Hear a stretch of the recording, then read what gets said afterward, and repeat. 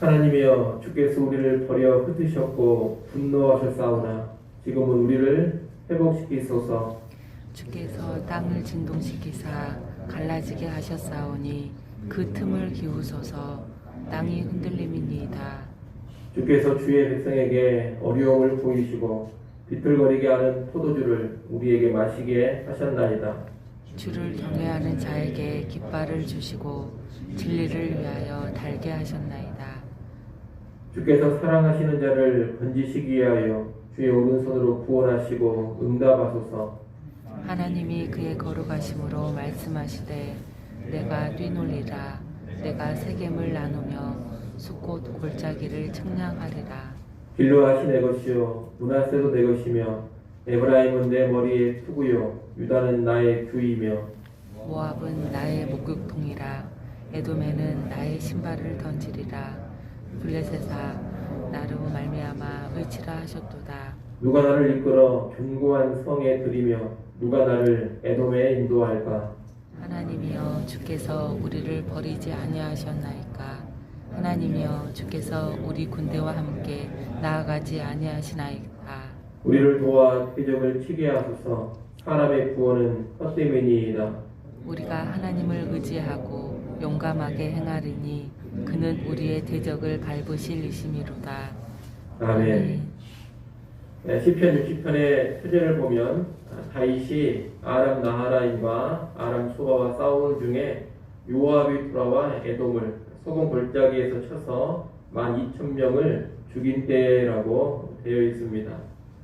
아람 나하라임과 아람 소바는 이스라엘 북쪽에 위치한 나라들입니다. 그리고 에돔은 이스라엘 남동쪽에 위치해 있습니다. 다윗이 북쪽의 아람과 싸우느라 정신이 없을 때 에돔이 이스라엘 남부를 침략했습니다. 이때 다윗은 군대를 새로 배치해서 연복 소금 골짜기에서 에돔 군대를 격파했습니다. 시편 60편은 이 사건을 배경으로 하고 있습니다만 승리의 노래는 아닙니다. 지금 에돔과의 전쟁에서 승리는 했습니다만 이스라엘은 그 전에 아주 큰 패배를 당한 것으로 보입니다. 그리고 이스라엘 땅의 일부도 상실한 것으로 보입니다.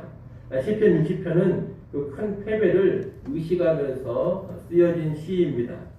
1절부터 3절은 치명적인 패배를 당했던 일을 말하고 있습니다. 1절에서 다윗은 하나님이 우리를 버려 흩으시고 분노하셨으나 이제 회복시켜 달라고 합니다. 다윗은 죄로 인해 하나님이 진노하셨기에 이스라엘이 패배했다고 보고 있습니다.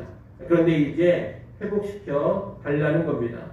아마도 소금 골짜기에서의 승리로 인해 하나님이 다시 함께 하시며 회복시켜 주시리라 그런 전망을 갖게 된 것 같습니다. 2절, 3절은 이스라엘의 쓰라린 패배를 지진과 술에 취해 비틀거리는 모습으로 말하고 있습니다. 이스라엘의 패배는 지진이 발생해서 땅이 갈라진 것과 같았습니다. 이 패배로 이스라엘은 어려운 일을 겪게 되었고 술에 취해 제대로 걷지 못하고 비틀거리는 것처럼 되었습니다. 하나님께서 이스라엘에게 충격적인 패배를 안겨주신 것입니다. 4절, 5절은 하나님의 도움을 청하는 간구입니다. 4절 말씀은 번역이 쉽지 않습니다. 주를 경외하는 자에게 깃발을 주시고 진리를 위하여 달게 하셨나이다 라고 하는데 뒷부분 진리를 위하여 달게 하셨나이다 이 해석이 아주 분분합니다. 여기서 진리라는 단어는 화살, 궁수로도 번역이 가능한 단어입니다. 그리고 달다라는 단어는 본래 뜻이 도망치다, 달아나다라는 뜻입니다. 그러니 4절 하반절은 어떻게도 번역할 수가 있느냐? 화살 또는 궁수에게서 피하여 달아나다 이렇게 번역할 수도 있습니다. 새번역 성경은 그런 식으로 이해를 해서 이렇게 번역을 했습니다. 활을 쏘는 자들에게서 피하여 도망치도록 깃발을 세워서 주님을 경외하는 사람들을 인도해 주십시오. 어떤 식으로 번역하든 하나님께서 주를 경외하는 자들을 지키시고 승리케 하신다, 구원해 주신다 이런 의미로 이해를 하시면 되겠습니다. 다윗은 5절에서도 주께서 사랑하시는 자를 구원해 달라고 간구합니다. 6절로 8절까지 말씀은 이 도움을 청하는 다윗의 간구에 대한 하나님의 응답, 하나님의 말씀입니다. 6절에 보면 하나님께서 그의 거룩하심으로 말씀하신다고 합니다. 거룩하심으로 말씀하신다는 것은 이 말씀이 위엄이 있고 신실하다는 뜻입니다. 하나님 하시는 첫 말씀은 내가 뛰놀리라는 것입니다. 뛰논다라는 말은 전쟁에서 승리를 획득하고 크게 기뻐할 때 사용되는 표현입니다. 그러니 이 말은 하나님께서 승리케 하신다는 뜻입니다. 이 하나님은 6절 하반절에서 세겜을 나누고 숲곳을 청량하겠다고 하십니다. 여기서 세겜은 요단 서쪽을 대표하는 지명이고 숲곳은 요단 동쪽을 대표하는 지명입니다. 그리고 나누고 청량한다는 것은 분배해 주신다는 뜻입니다. 이 표현은 요단강 동편과 요단강 서편의 땅을 이스라엘에게 기업으로 분배해 주신다는 하나님의 약속을 상기시킵니다. 이어지는 7절에서 하나님은 다시 한번 더 요단 동쪽 땅을 의미하는 길르앗 므낫세와 요단 서쪽 땅을 의미하는 에브라임 유다를 언급하시면서 온 이스라엘이 하나님의 소유임을 말씀하십니다. 특별히 7절 하반절에 보면 하나님은 에브라임을 투구로 삼고 유다를 주로 삼겠다고 하시면서 거룩한 용사로서의 모습을 보여주십니다. 그리고 8절에서는 이스라엘 주위에 있는 족국인 모압, 에돔, 블레셋을 언급하시면서 이들을 쳐서 이스라엘의 속국이 되게 하시겠다고 말씀합니다. 하나님은 모압을 정복해서 목욕하는 통 정도로 낮추어 버리십니다. 에돔에는 나의 신발을 던지신다고 하는데 이 신발을 던지는 것은 소유권을 승진하는 행위로 볼 수가 있습니다. 하나님께서 에돔을 쳐서 지배해 버리시겠다는 뜻입니다. 8절 뒷부분에 블레셋아 나로 말미암아 외치라라는 구절은 블레셋아 나를 보고 놀라 두려워 소리를 질러라 이런 뜻입니다. 블레셋이 패배와 두려움의 소리를 지르게 한다는 뜻으로 하나님의 승리를 의미하는 구절입니다. 이렇게 하나님은 가나안 땅을 분명히 이스라엘에게 주셨고 이스라엘을 자신의 소유로 삼으시며 주변 나라들인 모압, 에돔, 블레셋을 다 복속시키겠다고 말씀하고 계십니다. 한마디로 주의 백성 이스라엘은 결코 가나안 땅을 빼앗기지 않고 주변 나라들에게 승리할 것을 선언해 주시는 말씀입니다. 이 하나님의 말씀 앞에서 다윗은 9절에 질문을 합니다. 누가 나를 이끌어 견고한 성에 들이며 누가 나를 에돔에 인도할까라고 합니다. 지금 다윗은 소금 골짜기에서 에돔 군대를 격파했습니다. 이 소금 골짜기는 이스라엘과 에돔의 경계선 지역입니다. 다윗은 이제 이 승리를 기반으로 해서 계속해서 에돔 땅으로 진격해 들어가 에돔 전부를 정복하고자 합니다. 여기서 견고한 성은 에돔의 수도를 가리킨다고 볼 수 있겠습니다. 에돔의 수도는 난공불락의 요새로 알려져 있습니다. 다윗은 누가 나로 하여금 그 견고한 성을 무너뜨리고 에돔을 지배할 수 있는지를 묻고 있는 겁니다. 이 질문에 대한 답은 분명합니다. 누가 그렇게 해주실 수 있느냐? 여호와 하나님이 그렇게 해주실 수가 있습니다. 그러나 얼마 전에 다윗은 엄청난 패배를 당했습니다. 그 쓰라린 패배가 마음에 걸립니다. 그래서 10절에서 하나님이여 주께서 우리를 버리지 아니하셨나이까? 하나님이여 주께서 우리 군대와 함께 나아가지 아니하시나이다 라고 합니다. 지난번에 우리를 버리시고 함께하지 않으셔서 우리가 처절한 패배를 당하지 않았느냐 이런 이야기입니다. 이런 말을 하는 것은 이번에는 지난번과 달리 우리하고 함께 해달라 그런 의도입니다. 하나님의 함께하심을 강력하게 촉구하는 말이 10절이라고 볼 수 있겠습니다.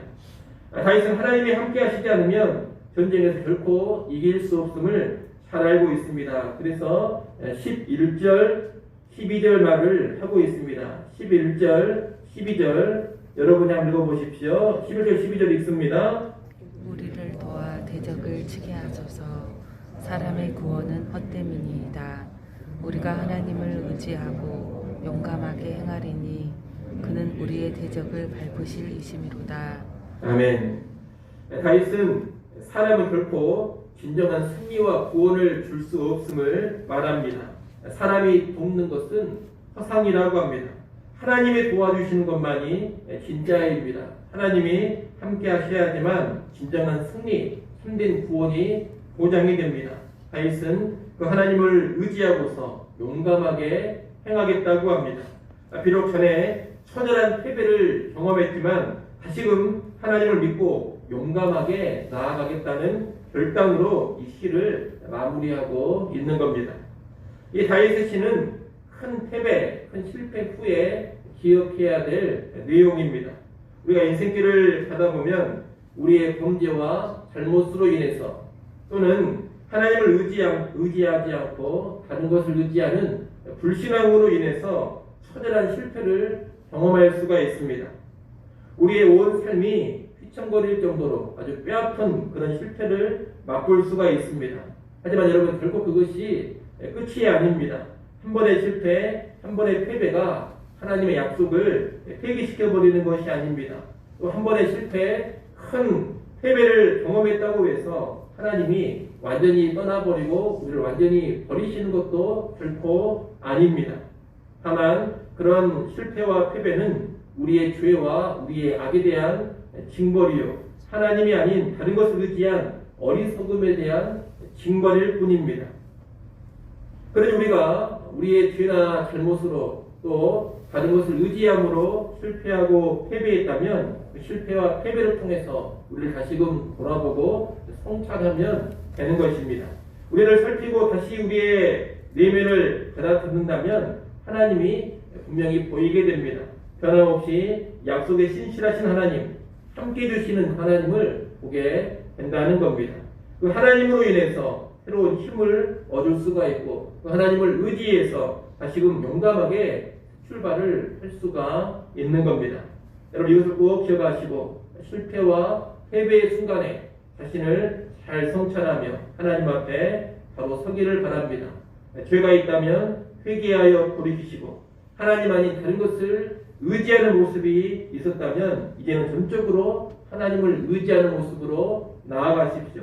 그렇게 나아간다면 하나님이 반드시 함께해 주시고 새로운 승리의 문을 우리에게 활짝 열어주실 겁니다. 그러니 실패했을 때 늘 우리를 정직하게 살피면서 다시금 하나님 앞에 바로 서고 새로운 승리의 길로 나아가는 우리 모두가 될 수 있기를 간절히 축원합니다. 기도하겠습니다.